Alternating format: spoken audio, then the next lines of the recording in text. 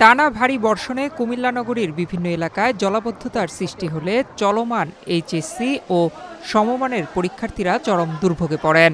১৩ জুলাই সোমবার সকালে কুমিল্লা সরকারি মহিলা কলেজ কেন্দ্রসহ বিভিন্ন এলাকায় হাঁটু সমান পানি জমে যাওয়ায় পরীক্ষার্থীদের নিরাপদে কেন্দ্রে পৌঁছে দিতে কুমিল্লা সিটি কর্পোরেশনের উদ্যোগে জরুরি ভিত্তিতে নৌকা ও ভ্যানের ব্যবস্থা করা হয়।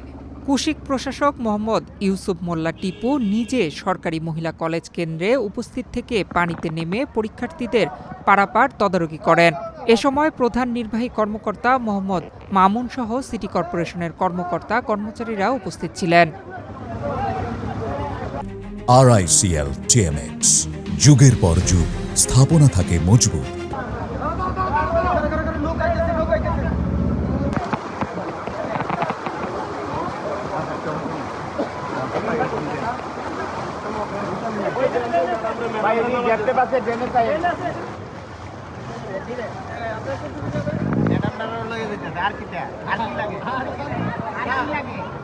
তিনি বলেছেন যে তোমার এখানে কয়েকটি হলে পানি উঠেছে। আমি বলেছি স্যার আমাদের এখানে একটি হলেই পানি উঠেছে, একটা পরীক্ষা কেন্দ্রে একটি কেন্দ্রেই মাত্র পানি উঠেছে, এটা কী অবস্থা।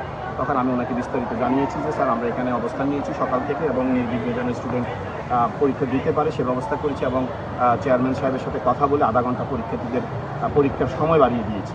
এবং আপনারা জানেন যে এখানে আমরা কিন্তু এই হলে যে সমস্ত শিক্ষার্থীরা পরীক্ষা দিয়েছে ওদেরকে আধা ঘন্টা সময় বাড়িয়ে দেওয়া হয়েছে। ভ্যান গাড়ি ব্যবহার করে তাদেরকে যাতে খুব সহজভাবে যেন তারা হলে ঢুকতে পারে সে ব্যবস্থা আমরা করেছি এবং এখন পরীক্ষার শেষ হয়েছে এবং আমরা যেন ওরা বাড়িতে ফিরতে পারে সেই জন্য আমরা সেবা দিচ্ছি।